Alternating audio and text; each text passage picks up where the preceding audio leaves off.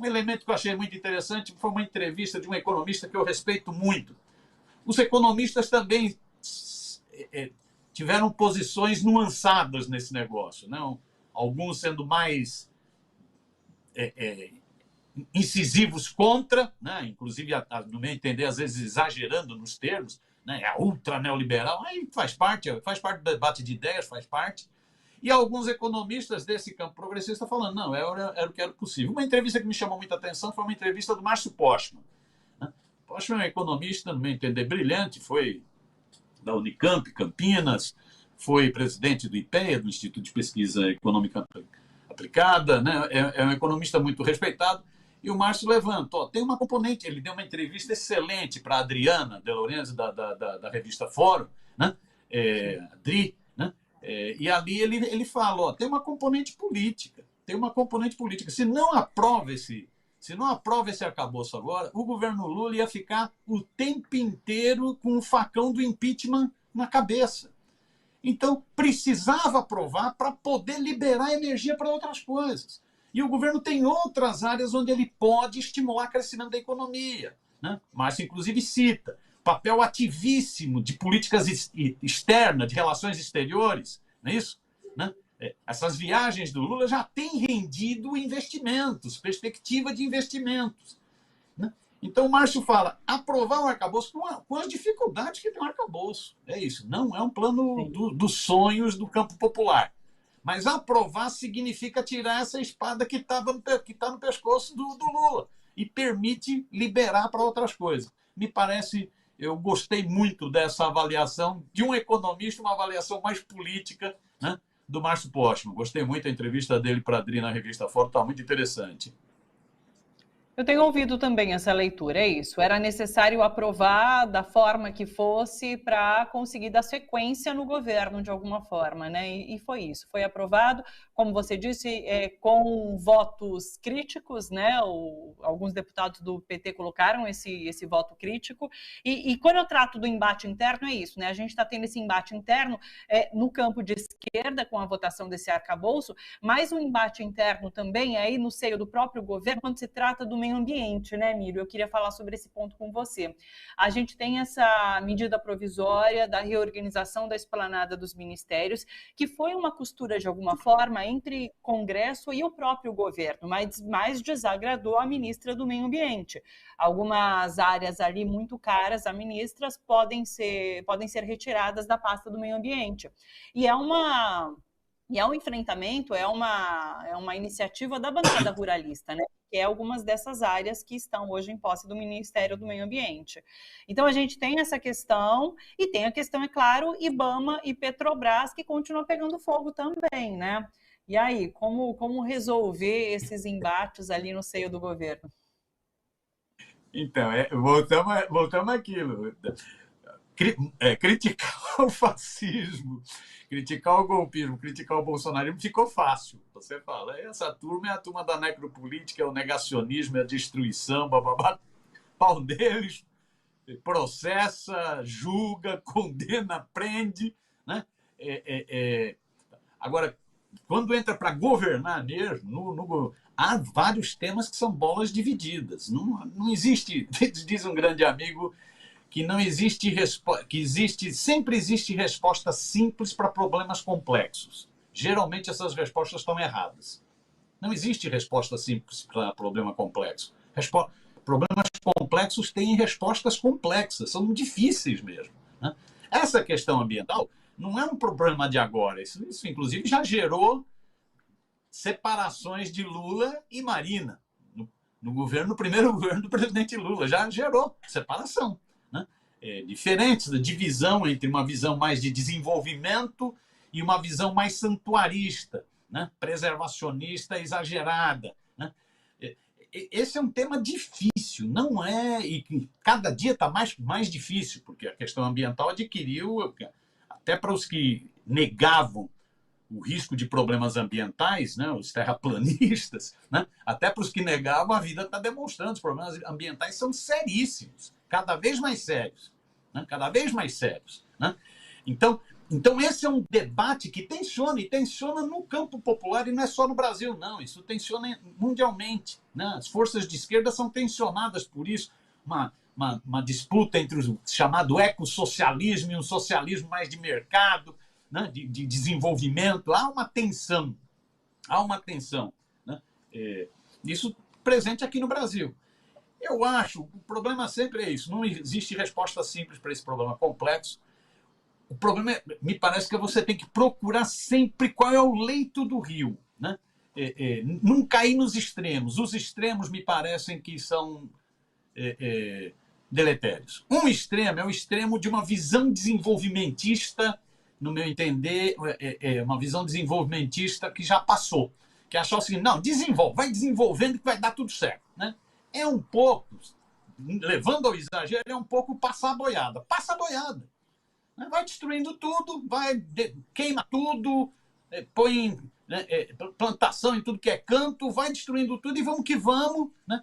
É uma visão desenvolvimentista, no meu entender, meio tacanha, meio passado, não corresponde mais aos desafios da atualidade, onde não é só o capitalismo ou o socialismo, é quase como uma disjuntiva entre humanidade ou morte. Nós estamos, a questão ambiental virou uma questão seríssima, né?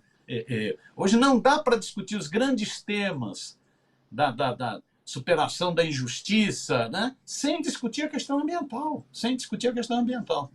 Então, uma visão desenvolvimentista tacanha de vamos que vamos, dane-se, vai fazendo, né? Derruba tudo, tira a pauta indígena, vai fazendo, né? Que é o desenvolvimento, Essa não serve, esse é um extremo. Mas também me parece que um outro extremo não serve, que é uma visão seguinte, então não toque em nada. É uma visão meio santuarista. Tudo vira santuário. Não toque em nada.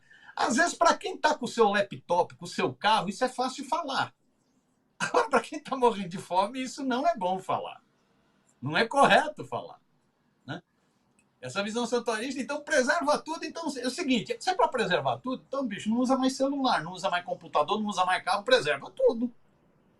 Porque isso consome energia. Isso consome matérias-primas, consome. Para tudo. Então, me parece que o esforço é não cair em nenhum desses dois extremos, nem desse desenvolvimentismo do passar a boiada, nem no santuarismo do não mexe em nada. Né? Esse eu acho que é um debate que está em curso, isso já gerou problemas, já gerou atritos.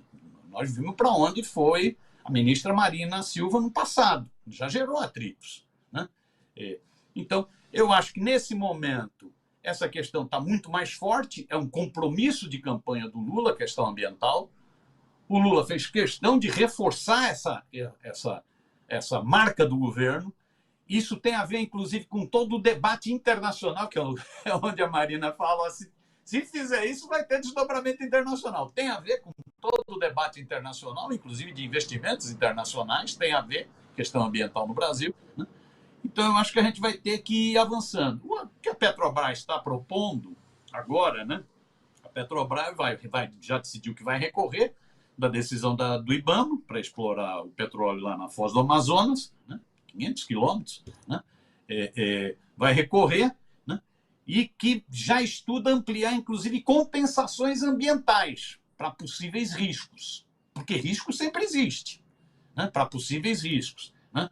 Para tentar, então, autorizar essa exploração do petróleo. Os governos do Norte estão todos favoráveis, né? Você vê, isso levou, inclusive, a uma fratura na rede, né? O Randolph, o único senador da rede, rompeu com a rede, saiu da rede, se desfiliou da rede, e a razão, já havia tensão entre o Randolph e a Marina, inclusive na disputa do comando da rede. O Randolph até tinha saído melhor, né? Ganhou a última convenção, o último congresso. Mas agora essa questão da exploração do petróleo tensionou, o Randolph saiu, né? Então a Petrobras está se propondo a fazer isso, os governos locais estão dizendo que isso é fundamental para o desenvolvimento do norte do país, né? A peteca está na mão do Lula. Esses são momentos assim. Tem uma bola dividida, vai para a mão do presidente. Quem foi eleito foi o presidente da República, foi o Lula, né? Os ministros são subordinados ao presidente da República. O Lula vai ter que definir. Não é uma decisão fácil. Eu acho que vai pesar muito o compromisso de campanha dele, vai pesar muito a própria compreensão dele, que eu acho que ele tinha uma compreensão mais para o desenvolvimentismo e menos para a questão ambiental, menos para a questão da preservação. Eu acho que ele mudou essa compreensão, a impressão que dá pelas falas e tal, mudou, né? Vai pesar muito repercussão internacional, você vê, todos os fóruns, G7 agora, esse tema foi tratado, foi um dos temas né? Era bom até que aprofundasse mais em vez de ficar dando palanque para aquele nazistinho da Ucrânia para o Zelensky. Era bom que aprofundasse até mais esse debate, até para ver a responsabilidade das nações chamadas desenvolvidas, porque as nações desenvolvidas são ótimas. Elas destroem tudo lá e falam para a gente preservar aqui, são engraçadíssimas. Falam com uma autoridade, os Estados Unidos falam com uma autoridade sobre preservação, a Europa fala com uma autoridade sobre preservação que devia falar, bicho, se olhem no espelho, menos, vão devagar aí. Vocês não são os donos do mundo, calma aí. Né? Seria interessante que o G7 lá em Hiroshima debatesse mais profundamente isso, infelizmente acabou virando palco para aquele nazistinha, né, bancado pela OTAN da Ucrânia. Né? Mas eu acho que o presidente agora está na mão do presidente Lula. O presidente Lula vai levar em conta compromissos de campanha, essa compreensão dele, esses impactos internacionais. Vai levar em conta também essas pressões dos governos do Norte, das bancadas, da Petrobras. Né? Eu acho que vai se tentar uma solução política, a impressão que eu tenho é isso, vai se tentar uma solução política que significa um pouco mais de estudo e de compensações para poder viabilizar a exploração. Acho que pode, pelo que eu tenho lido, pode indicar para isso. Uma solução política estilo Luiz Inácio Lula da Silva, que é um grande negociador, né? Vai se tentar por aí.